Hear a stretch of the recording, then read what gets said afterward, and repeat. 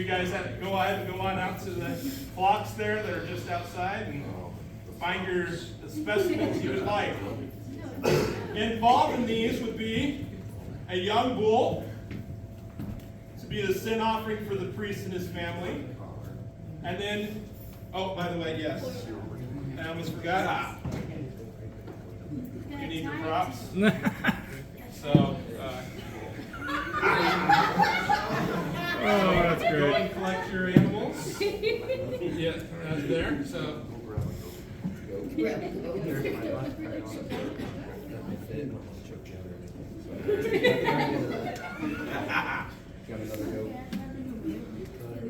So you're going to lead your animals into the temple or into the tabernacle inside the tent. Your son's trying to. The outer courtyard. So you read from Numbers chapter 29, verse 7 through 10. It's gotta act like a real As goat. it deals with Yom Kippur. On the 10th day of the 7th month, you shall have a holy convocation. You shall afflict your souls. You shall not do any work. You shall present a burnt offering to Jehovah as a sweet aroma. 1 young bull, 1 ram, and 7 lambs in the first year. Be sure they are without blemish. Their grain offering shall be of fine flour mixed with oil, 3/10 of an ephah for the bull, 2/10 for the 1 ram, and 1/10 for each of the 7 lambs. Also 1 kid of the goats as a sin offering, besides the sin offering for atonement, the regular burnt offering with its grain offering, and their drink offering. So the first thing that would be done in the morning is to do all the regular maintenance sacrifices and stuff that would have been going on each and every day before the proceedings for Yom Kippur happened.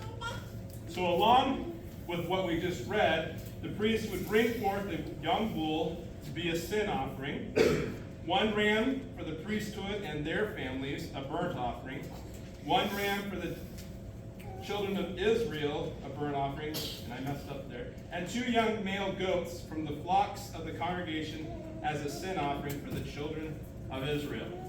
So you bring all those guys inside the tent or the outer courtyard. So you gotta lift up the arms of the tent and come on in.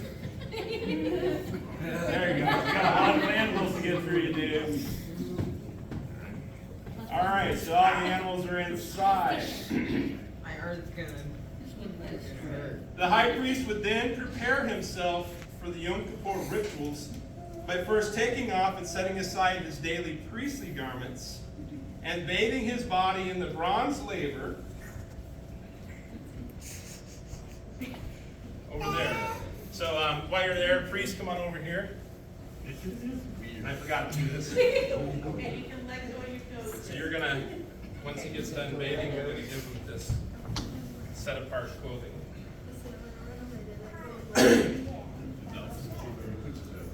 So once he is done washing himself up, he will put on the holy linen garments over there. Which included linen boxer shorts, a linen coat. You got to put that over. It should be longer or shorter than the other one. I know. Well, you know, it's linen. What do you expect? His linen. Let's see where I was at. Excuse me. Linen boxer shorts. His linen coat. And he ties it on with a linen sash around his waist, which I don't have anything of that sort. He just kind of, it's all there on there. And then finally puts on his linen turban on his head. Well, yes, there you go. Fantastic. All right. Roll on your head. No, that's not for that. He would then confess his sin over the bull to Jehovah. So the bull, you got to go to the bull. Bring the bull out. All right.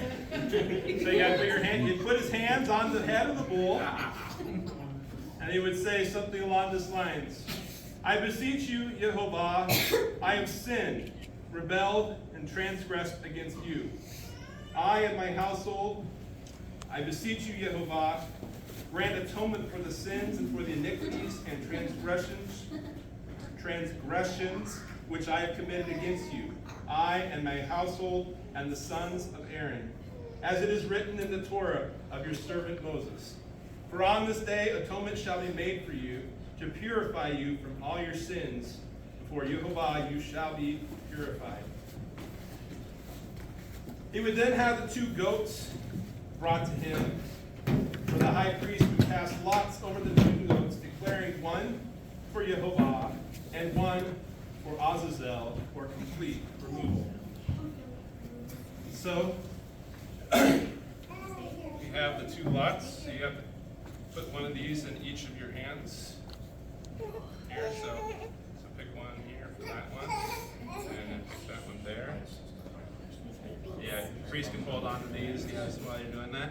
So you gotta, yeah, so then he would hold them up and look at them. He would show the people the opposite ends of what they are, which has the names of who they are. And so you can call out which one's the one for Yehovah, which one's for Azazel. The right is for Yehovah, and the left is for Azazel. All right. And so they would have these. Some of them say that they would put little, had emblems that said this, that they would hook on their horns, so that the 2 would not be mixed up by anybody in the process of what was going on. So, there you go. Very good. I thought he was going to stick it in his ear.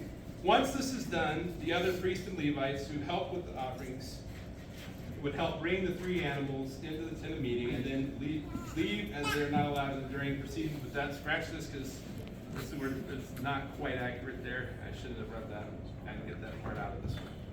All right, as I learn, I grow, and as I study and study and study and learn and figure these things out more, I try to adapt the proceedings. The high priest then would take the knife. Oh, I almost forgot. So, yes, I almost forgot this. So, yeah, you have to get on all 4s, Josh.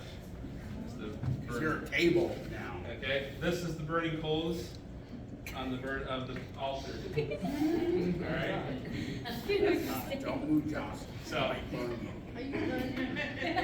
all right. So there's your altar burnt offering there. But you don't need to do that yet. So you would present this to God, Yehovah, as you did, and you can go ahead, priest, and let your animals just stay there for a minute and go help and assist him, because what you're going to need to do is catch his blood as he slits his throat. So you would lay the bull down on its side. So lay the bull down on its side. Lay on your side, Maya. Young bull on its That's side. so And as he would do that, where it was nice and calm, the high priest would come along and slit its throat. And the blood and the life of the bull would be drained into the bowl kept by the priest.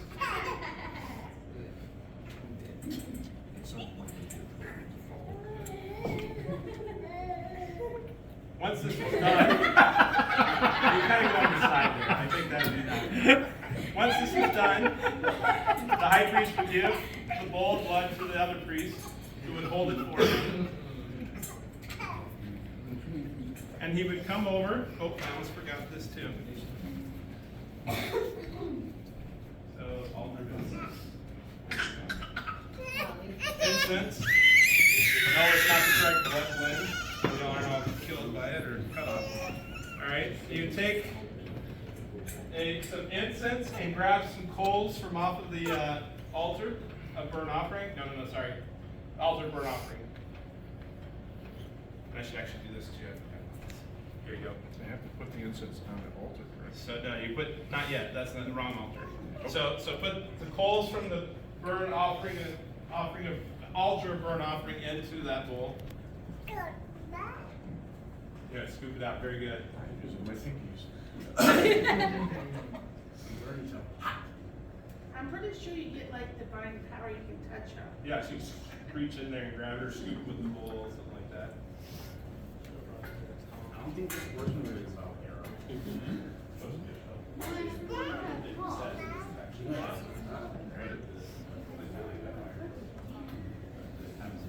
All right, so once you have the coals, you would then come inside the in the holy place, into the holy place. Go through the veil. There, the curtain. You gotta lift up sheets of curtains. You gotta lift up her. Go through to the altar of incense. And you would put some incense into the censer there.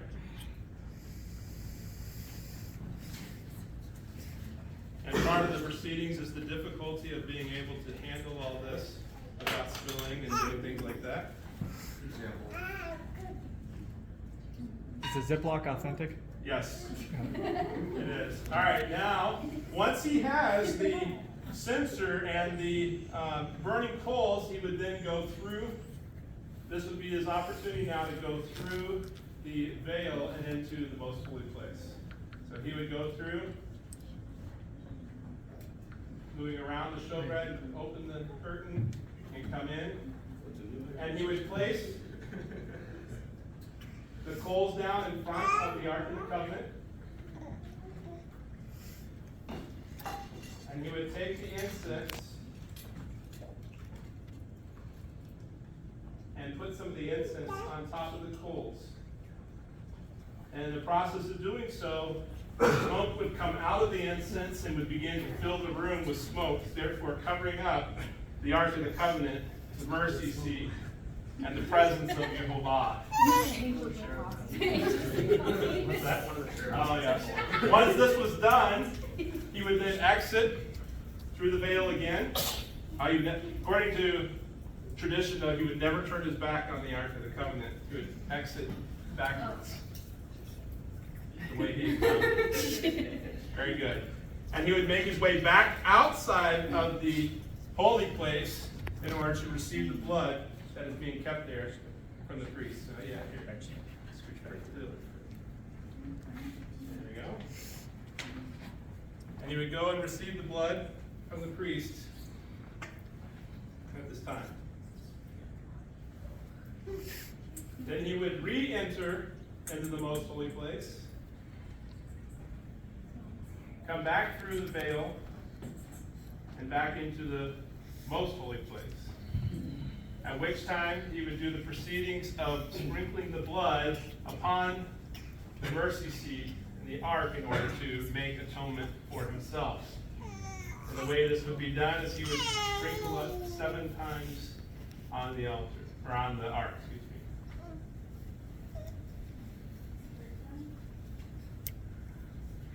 me. And I forgot to say it, just with the index fingers, the 4 fingers.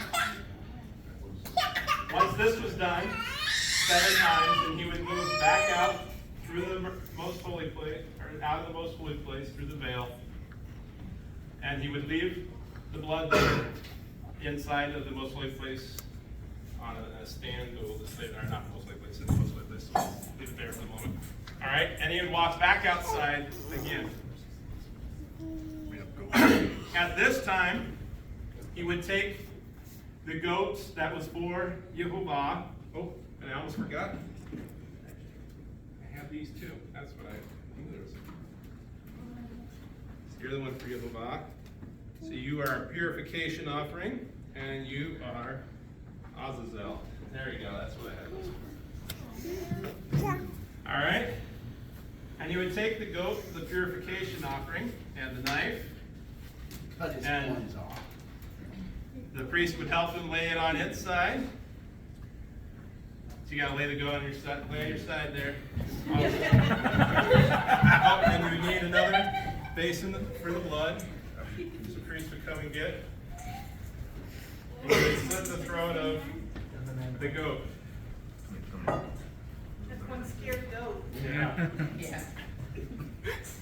He's totally chill. He doesn't have a clue what's going on. He's happy. Dead.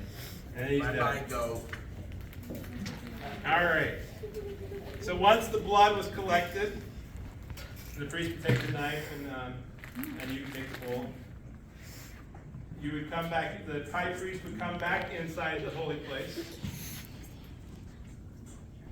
And back inside the most holy place.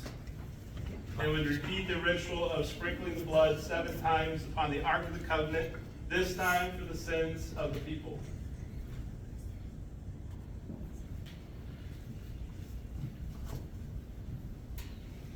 Once this was completed, he would take the coals that he had put in front of the altar, along with the bowl of goat's blood, and come back outside the veil into the holy place.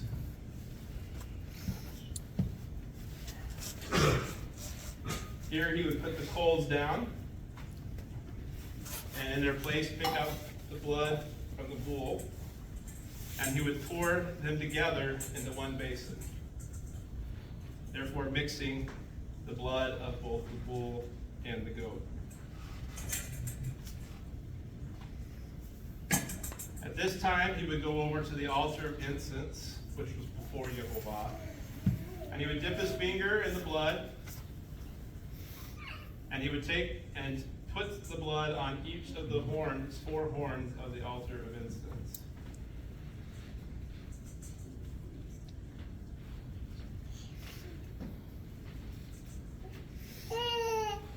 Then he would take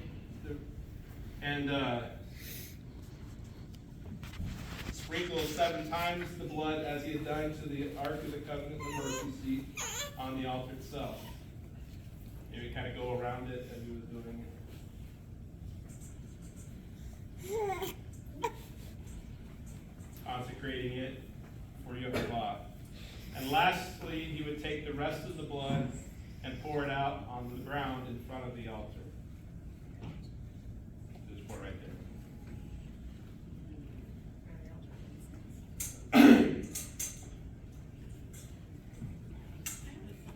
The high priest would then take each of the pieces that he brought in, the bowls and the bowl holding the coals, and he would leave the tabernacle of meeting after covering and cleansing the most holy place and the holy place.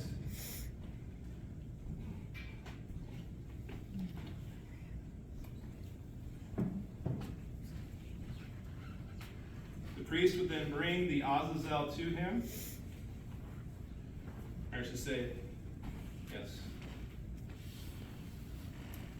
So is the high priest still in the tent or outside of the He's tent? inside it still. And Okay. they're outside the tent, excuse me, but inside the courtyard. Is that? Okay, so, That's why, so he's outside of the tent of meeting right now and in the courtyard again. The high priest will bring the live goat designated as Azazel before Yehovah and lay both hands on the head of this goat. He will confess over it all the iniquities, transgressions, and sins of the people, putting them on the head of the Azazel. I beseech you, Yehovah, grant atonement for the sins and for the iniquities and transgressions which the entire house of Israel has committed against you, as it is written in the Torah of your servant Moses. For on this day atonement shall be made for you, to purify you from all your sins. Before Yehovah you shall be purified. At this time he would hand over the goat to the Levite, a highly trusted and qualified Levite who would come over and take the rope of Azazel and lead him out of the tent and into the wilderness.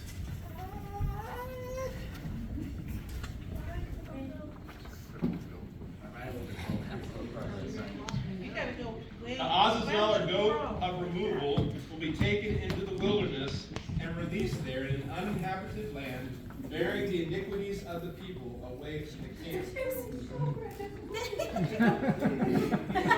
He's not feeling well. He's okay.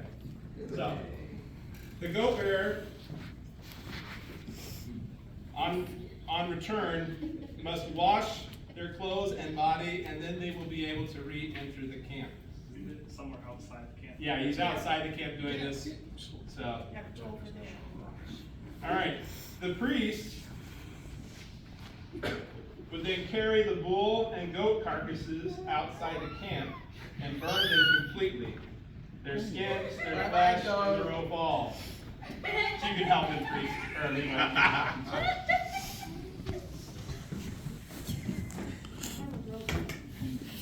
You're dead. This is one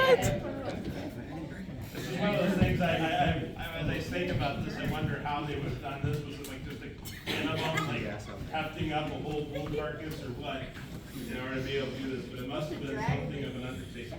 Well, it was a young bull. So it's only, what, 500 pounds instead of 1,500 or something? Right, Yeah. right. 50 pounds. Well, it's Yeah. maybe a small bull, like 200, 250. Okay, That's why they retired at 55. yes. They broke their backs. The Levite or priest in charge of burning the carcasses would wash his clothes and bathe, and then would be able to return to the camp. All clean now. In Leviticus 16, verses 29 through 30, or excuse me, I am not done yet. Now, the high priest would then go back and rewash himself, taking off his linen garments. So you gotta take off your linen garments. Here you go. Your placard. Take off his linen garments and wash himself.